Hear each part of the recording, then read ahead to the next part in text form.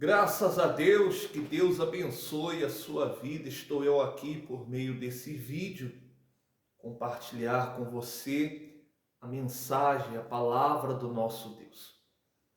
E olha, eu estou aqui com uma palavra muito abençoada para a sua vida, para o fortalecimento da tua fé, o fortalecimento da tua caminhada. Palavra essa que nos leva a refletir. Palavra essa que nos leva a querer orar mais, buscar mais, meditar mais, para estar mais próximo do Senhor, tá bom? Olha só, a palavra de Deus fala assim, ó: temei ao Senhor, vós os santos. Isso mesmo, temei ao Senhor, vós os santos. Olha, sabe uma coisa que é muito bom? É quando a criança, o filho, o adolescente, ele tem medo. A Bíblia descreve como temor e tremor. Quando se tem o temor e o tremor, ainda existe o medo e o respeito. E quando se há, tanto faz o medo e o respeito, o filho, ele abaixa a cabeça, o filho, ele não responde ao pai, ele não levanta a voz e nem procura também querer agredir o pai, tanto pelo medo, como também pelo respeito, por ser pai. Então jamais o filho vai querer brigar, trocar soco com o pai. E ali ele abaixa a cabeça e se recolhe à sua insignificância.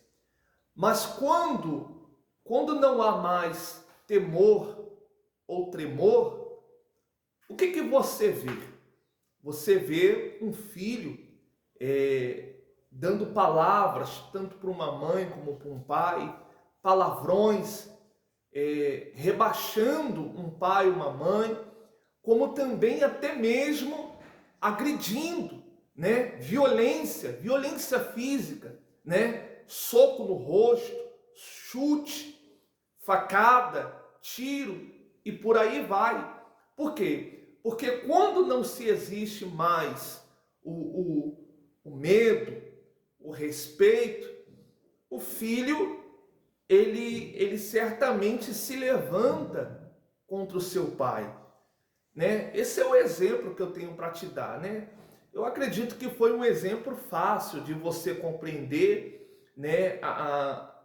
Você entender o significado de quando alguém tem um medo. É como uma criança que você fale com ela e ela fica com medo e ela não toca mais naquilo ali, né? Ela ficou com medo. E quando você fala e quando existe um respeito, aquela pessoa ela te respeita. Ela não se levanta contra você por causa do respeito, né? Existem pessoas que falam assim, mesmo depois de grande, o meu filho nunca levantou a mão para mim.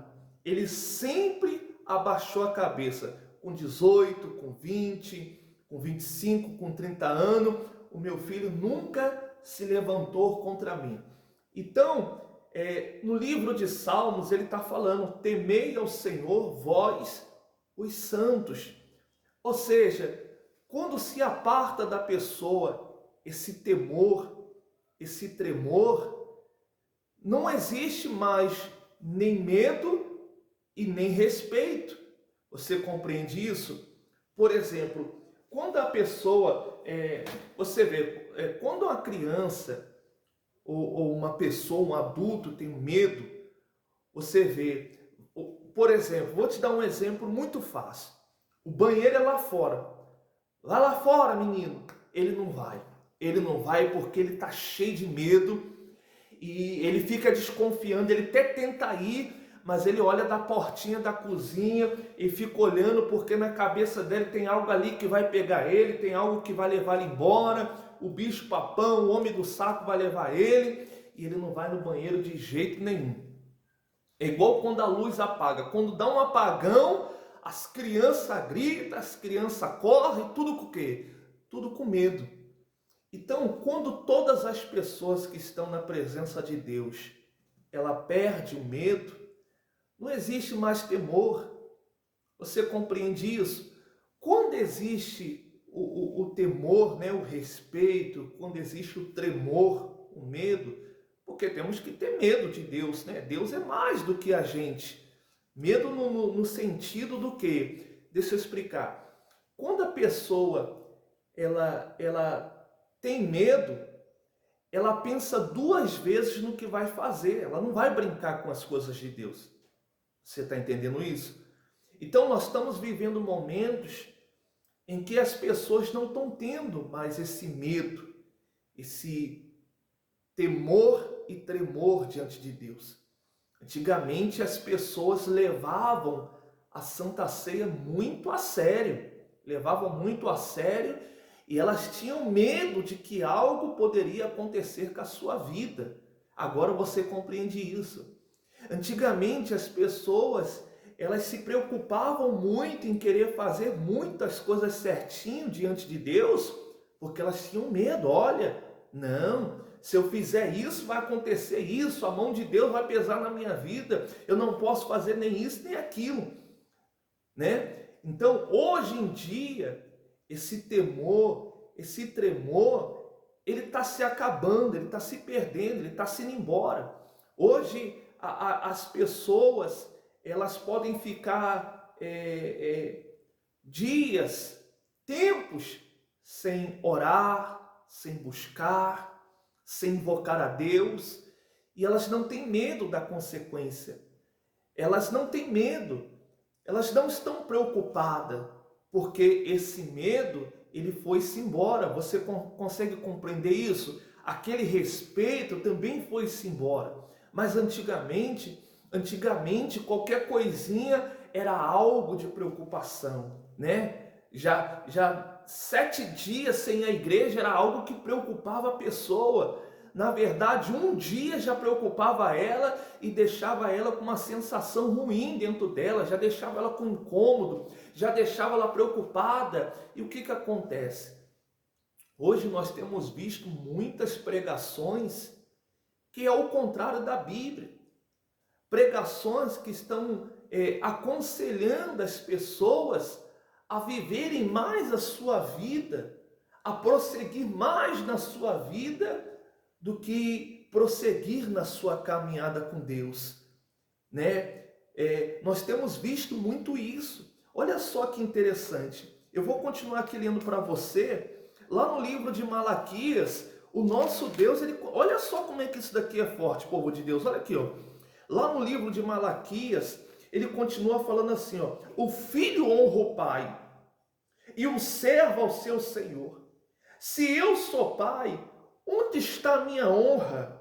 E se eu sou senhor, onde está o respeito para comigo? Então você vê, quando as pessoas queriam descer a água, né, descer as águas, o batismo nas águas, né, as pessoas levavam isso muito a sério nos tempos antigos, muito a sério mesmo. E quando elas desciam as águas, elas cumpriam ali em se manter-se na caminhada com Deus. Hoje você não vê muito essa preocupação. Muitas das vezes a pessoa desce nas águas naquele dia, no outro dia ela já se afastou. Você compreende isso? Então hoje a palavra do ser humano, ela não está tendo, como é que eu posso te dizer? É aquela palavra que a pessoa não está cumprindo. É aquela palavra que cai ao chão. As pessoas falam algo e não cumprem algo. As pessoas dizem algo e não cumprem com aquilo que dizem. São palavras, meras palavras. Antigamente não. Antigamente as pessoas se colocavam numa posição e não mudava aquela posição dela. Hoje você observa que as igrejas estão decaindo. As igrejas que eu digo, o povo, a igreja do Senhor, o povo. Hoje estamos vendo que as pessoas, elas estão se afastando de forma fácil, estão permanecendo afastadas, não estão se preocupando, não estão se arrependendo, não estão se voltando para Deus, não estão se preocupando com o dia do amanhã, porque são pessoas, meus amados, meus queridos, são pessoas que estão afastadas, mas têm conhecimento da Bíblia, têm conhecimento da palavra de Deus, têm a revelação do Espírito Santo. Não são pessoas que estão cegas, são pessoas que não estão perdidas, são pessoas que têm consigo a orientação do Deus vivo. E mesmo assim, elas continuam paradas no seu canto, elas não querem se voltarem para Deus, não querem, como diz a Bíblia, como o filho pródigo, cair em si e se voltar para Deus de novo. Não, ela não está preocupada. E olha, a Bíblia diz que o nosso amanhã pertence a Ele. Você vê que o temor e o tremor, ele foi tão embora, que hoje, se eu disser assim, você está preparada? Jesus vai voltar amanhã. Isso daí, essas palavras não tem mais significado, não tem mais importância. Hoje, qualquer vídeo, qualquer pregação que você ouvir, que Jesus vai voltar, que ainda essa noite ele volta, isso daí já não tem mais poder, isso daí já não comove mais ninguém, isso daí não interage mais com nenhuma pessoa. Muitas pessoas não estão mais preocupadas com a volta de Jesus. Muitas pessoas não estão mais preocupadas em questão da salvação. Salvação hoje é uma coisa que não tem sentido, né? Quando você toca no assunto salvação, é como se a pessoa estivesse falando assim: o que é isso que ele está falando? Que raio de salvação é essa? O que significa isso, salvação? Você está entendendo?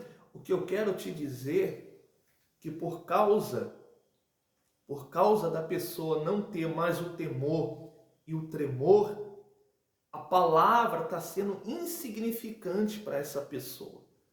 Porque quando se há um temor e um tremor, sabe o que acontece? Eu me lembro que quando era criança, a mãe falava, o pai falava, a gente saía correndo com medo. É assim ou não é? Não precisava nem bater, bastava dar uma palavra firme, que a gente saía correndo, saía desesperado, cheio de medo. É assim ou não é? Então é a mesma coisa com Deus.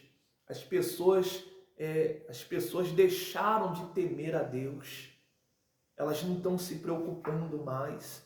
Como se Deus se tornou algo natural. Você está entendendo? Como se Deus não fosse reagir a mais nada. Como se tudo tivesse liberal. Mas não é bem assim. Então a palavra está dizendo aqui: o filho honra o pai e o servo ao seu senhor. Se eu sou pai, onde está, olha aí, onde está a minha honra? Onde está a minha honra? E ele está dizendo mais: e se eu sou Senhor, onde está o respeito para comigo? Diz o Senhor dos exércitos. Olha aí, diz o Senhor dos exércitos. Que palavra abençoada. Que o nosso Senhor, ele possa te cobrir de bênção, que ele possa te fortalecer cada vez mais na tua caminhada, que você continue, você que está assistindo agora esse vídeo, que você continue temendo e tremendo a Deus, que você continue respeitando, que você continue nessa caminhada ainda, que você continue temendo a Deus, honrando a Deus, não olhando nem a isso e nem aquilo. Eu sei que diante de tanta coisa que está acontecendo nesse mundo, leva as pessoas a se queixar, a desconfiar e até mesmo não querer mais fazer a sua prática de oferta, de dízimo. Eu sei que muitas coisas incomodam muitas as pessoas, muita coisa de errado acontecendo, mas também, por outro lado, existem pessoas que estão fazendo de tudo para se manter fiel. Sabe por quê? Existe um ditado que todo mundo fala, que nem injeção na testa é de graça. Acho que é isso, né? Nem injeção na testa é de graça. Ou seja, uma pessoa que tem aluguel para pagar, água para pagar, luz para pagar, alimento para botar dentro de casa, que tem muita coisa para fazer, você acha que ela vai querer trabalhar a vida toda de graça? Com certeza não. Então, muitas pessoas aderiram para a sua vida a isso. Deus faz de graça, Deus não precisa de dinheiro, mas a palavra de Deus está dizendo. É claro que existe vários meios de você honrar uma pessoa, mas a palavra de Deus está dizendo, né? Se eu sou pai, aonde está a minha honra? Aonde está a minha honra, né? Então muitos querem pedir casa, apartamento, muitos querem pedir prosperidade, querem pedir cura, querem pedir muita coisa no pensamento do ar de que tudo que é de Deus é de graça. Mas a parte de honrar a Deus é a parte difícil, em que muitas pessoas retrocedem. Você lembra de Ananias e de Safira? A Bíblia diz que eles estavam ali para cumprir diante de Deus aquilo que eles trataram. Só que a Bíblia diz que chegou na hora, eles retrocederam no que falaram, no que combinaram. Você compreende isso? Então, é fácil a gente querer que Deus faça tudo por nós. Difícil é a gente fazer a nossa parte para com Deus, né? Se eu não sou avarento, se eu não sou uma pessoa que o dinheiro me controla, me domina, se o dinheiro não é o meu Deus, então não vejo importância de eu fazer a minha parte, de ofertar e de abençoar a obra de Deus. Pelo contrário, se um dia